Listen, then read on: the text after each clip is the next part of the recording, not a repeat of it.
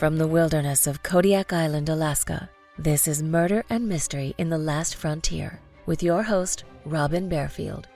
In a land full of peril and vicious animals, humans are the most dangerous predators of all.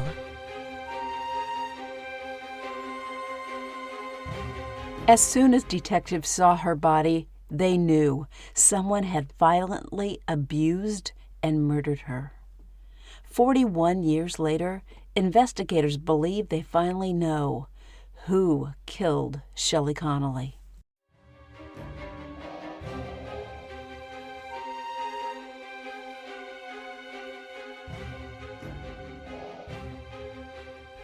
Welcome to Murder and Mystery in the Last Frontier.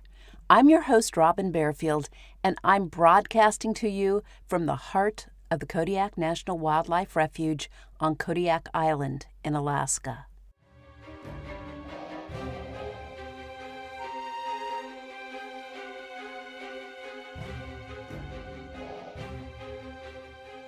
Construction began on the Trans-Alaska Pipeline in 1975, and the first barrel of oil flowed through the line in 1977.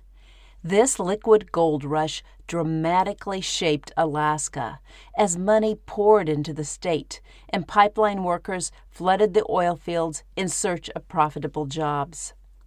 I've mentioned before about the early days of the pipeline. The young, predominantly male oil field laborers came to Alaska to work and play hard. For a few years, the cities of Anchorage and Fairbanks struggled to cope with the rising crime wave, not directly related to the oil field employees, but to the criminals who followed these young men to Alaska, hoping to relieve the workers of their hard-earned money. Drugs coursed through the streets of Anchorage, and strip clubs and prostitution rings blossomed. Shelley Connolly was only 16 years old at the height of the pipeline mania. She loved to party and dreamed of being a cosmetologist. On January 6, 1978, Shelley told her mother she was going roller skating with friends. But instead, she went to Chilkoot Charlie's, a rowdy Anchorage bar where the bouncer should have blocked a 16-year-old from crossing the threshold. According to the bouncer, though, Shelley was a regular at the bar and went by the nickname Snow. Witnesses, including Shelley's sister, reported seeing Shelley in the company of 3 young men at the bar, and the bouncer saw Shelley leave with the men between 2 and 2:30 a.m.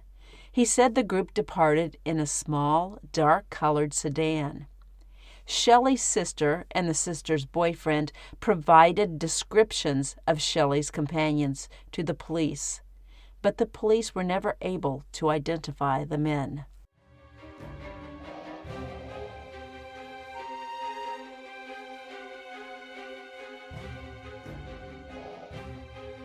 We can only speculate about what happened after Shelley left the bar. The following morning, tourists discovered Shelley's body next to the train tracks near Beluga Point, south of Anchorage. The tourists stopped to take photos of Turnagain Arm when they saw Shelley 15 feet down a steep embankment. Her sleeveless blouse bunched around her neck, but her jeans were zipped closed. Detectives knew Connolly suffered a painful death. Her assailant or assailants raped and beat her and then dragged her for a distance from a moving car. She was still alive when they threw her over the embankment because she tried to crawl up the steep hill. Her broken fingernails, full of debris, proved she attempted to climb up to the road and summon help. This was January in Alaska, and the temperature the night Shelley died was 15 degrees Fahrenheit, or minus 9.4 degrees Celsius. Not only did Shelley have life-threatening injuries, but she had no coat and wore only a sleeveless blouse and jeans. Investigators believe she lay dying for hours in the freezing temperatures. The medical examiner found signs of recent sexual intercourse and noted Shelley suffered multiple abrasions, lacerations, contusions, and a lacerated liver caused by blunt force trauma to her abdomen. These injuries offer a glimpse of the horrors Shelley must have endured during her last few hours on Earth. The coroner listed the cause of Shelley's death as a combination of internal bleeding and hypothermia.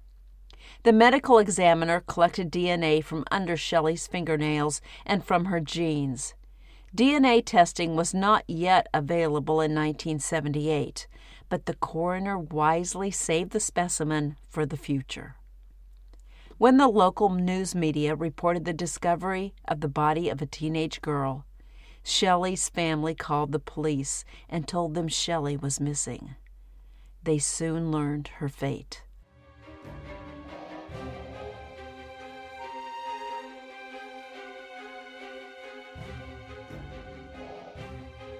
Shelley's murder occurred during the time prolific serial killer Robert Hansen preyed on women in Anchorage and the surrounding area. The year Shelley died, 7 other women were murdered in Anchorage. Detectives had their hands full, and although they investigated Shelley's case, they seemingly made little progress. Crime Stoppers in Anchorage asked for information from the public on the whereabouts of a man known as Pinky, who lived in the Kenai area. And according to detectives, they interviewed numerous witnesses and possible suspects, even flying to the lower 48 to track down some individuals. None of their leads panned out, though, and the case went cold. Detectives reopened Shelley's case several times between 1978 and 1997, and police identified new suspects, but they never found enough evidence to link anyone conclusively to Shelley's murder. By 1997, DNA testing had become a reality, and the Alaska Scientific Crime Detection Laboratory developed a DNA profile from the samples collected from under Shelley's fingernails and from her jeans. Detectives compared the DNA profiles from Shelley's samples to the DNA from possible suspects, but nothing matched.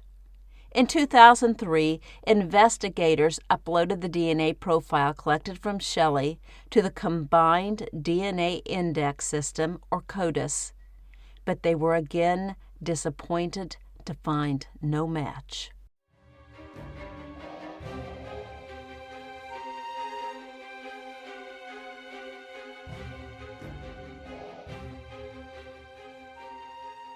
Let me take a short break from the story so I can thank the folks at the puzzle game app Best Fiends for sponsoring Murder and Mystery in the Last Frontier. I appreciate your support. I love Best Fiends. It is a bright, cheerful puzzle game designed for adults but appropriate for all ages. The funny, colorful insect characters keep you smiling, while the challenging game focuses your mind on the task of solving each level and moving on to the next. Each insect has a special skill to help you solve the puzzles, and depending on the challenge, you might rely more on the skills of one insect than you do on the others. A couple of weeks ago, I encountered level 760, called Underwater Gorge, and I was stuck on it for days. I played it over and over, convinced I would never solve it. I had to release meteor mites from 6 blocked cages, and the only way to succeed was to utilize the skills of my insect pals. I was stumped, though. I couldn't figure out which insects to use and how to use them. Finally, with the aid of my pals, I broke open the cages, freed the meteor mites, and moved on to level 761. I buzzed through the next several levels and was glad to get the underwater gorge behind me. Best Fiends is a great way to relax and re-energize. Give it a try. Engage your brain with fun puzzles and collect tons of cute characters. Trust me, with over 100 million downloads, this 5-star rated mobile puzzle game is a must-play. Download Best Fiends free on the Apple App Store or Google Play. That's Friends without the R. Best Fiends.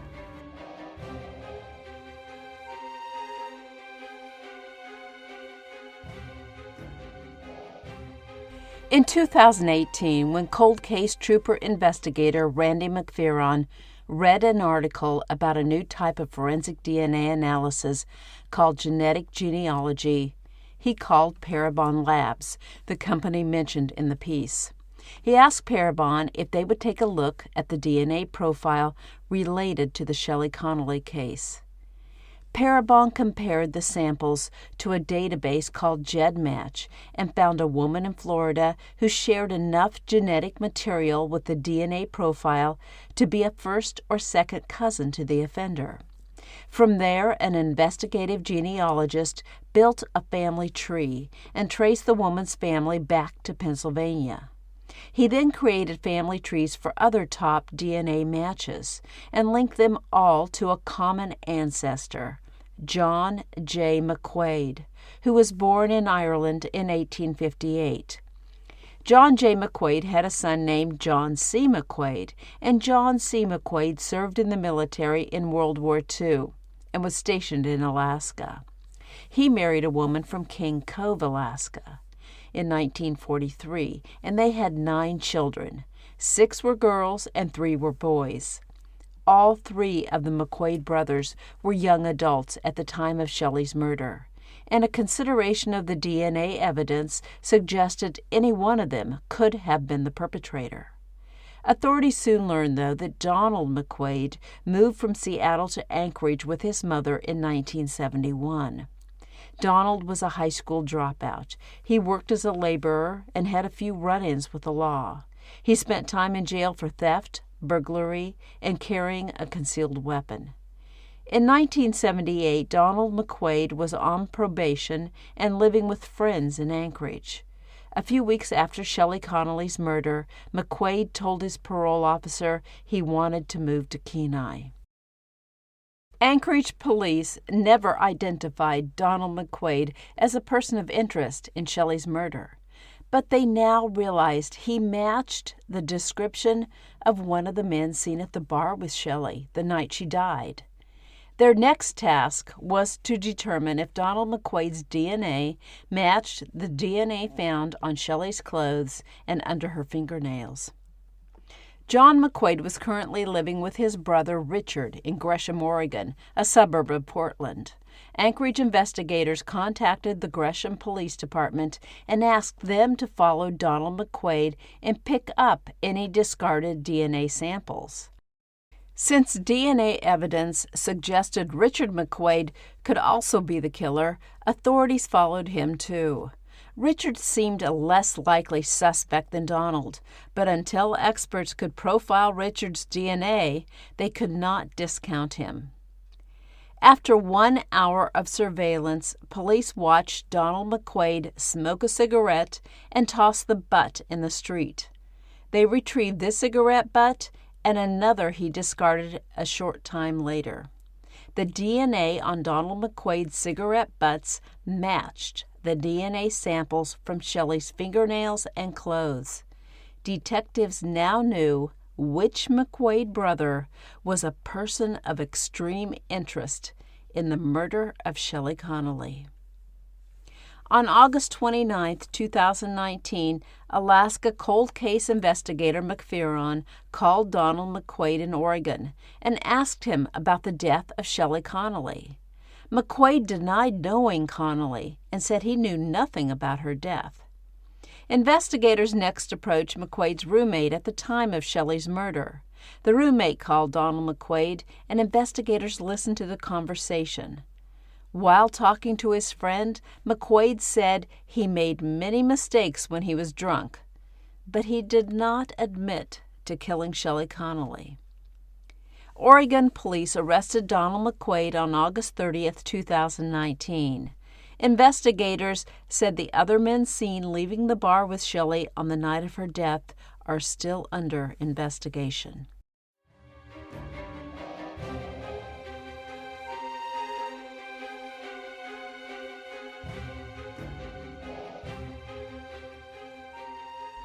Shelley's mother, Judy, has been an outspoken advocate for her daughter over the years, making sure Anchorage police and the residents of Anchorage did not forget about her daughter and her unsolved case. When the Alaska State Troopers contacted Judy to tell her about the arrest of Donald McQuaid, she said she was flabbergasted. She said, "I never thought I'd see this day in my lifetime." She said she felt disbelief, happiness, and sadness, and added, 41 years is a long time of grieving. When investigators confronted McQuaid with evidence proving they'd found his DNA on Shelley Connolly, McQuaid changed his story, saying he might have had sexual intercourse with Connolly in 1978. He said he did not remember everyone with whom he'd had sex. He again denied murdering Shelley Connolly.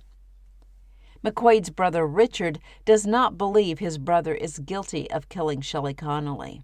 He said, "I have felt, and I have talked to other family members, we have never noticed that type of behavior ever in Donald." Richard said his brother has trouble remembering details from so long ago. He told reporters his brother is distraught and is trying to remember back to those days. Richard said he had no idea if his brother knew Shelley Connolly or was at Chilkoot Charlie's on the last night of Connolly's life. Richard said Donald had alcohol issues in those days. Donald McQuaid was extradited to Alaska and held in the Anchorage jail with a $1 million bail and a requirement of a third-party custodian. In March 2020, Alaska's Court of Appeals released a decision stating the COVID-19 pandemic constitutes a justification for defendants to request bail review hearings. Donald McQuaid's attorney requested such a hearing. He said Donald has stage 4 liver cancer and is diabetic, placing him at high risk of complications if he contracts COVID-19. McQuaid's attorney proposed McQuaid be released after posting $2,500 cash plus a greater amount of unsecured bail. McQuaid also requested to be allowed to return to Oregon, with a waiver of extradition and a requirement to report to the state's pretrial enforcement division by phone once a week. Judy Connolly, Shelley's mother, called the request ludicrous and testified against McQuaid's release. She said, "He just stole her life, and even though he's sick, I don't think he deserves those privileges anymore." Judge Kevin Saxby said he did not believe Donald McQuaid was a danger to his community in Oregon, but he did consider him a flight risk, and he felt the proposed cash bail was too low. Instead, the judge ordered a $10,000 cash bail plus a $50,000 unsecured bond. The judge also required McQuaid to purchase a round-trip plane ticket and sign an agreement waiving his extradition rights. The judge also ordered McQuaid to wear an ankle monitor so authorities can track him at all times.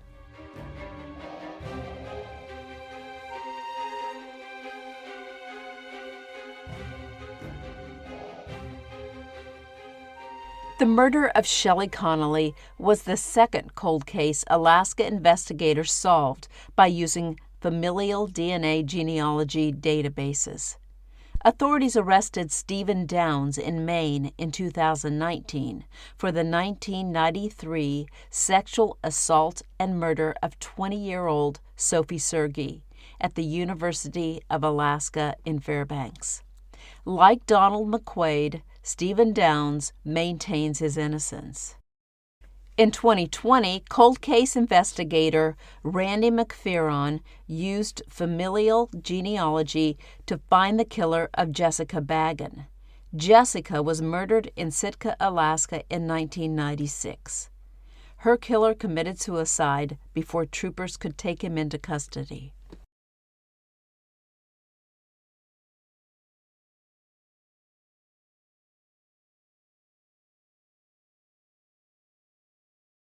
Thank you for listening, and I hope you enjoyed this episode. Thank you to my patrons for your support. Check out the show notes for more information on how you can support this podcast and unlock extra episodes by joining the Last Frontier Club. You can also search for this podcast on Patreon to learn more about the Last Frontier Club. I'll see you soon for the next episode of Murder and Mystery in the Last Frontier.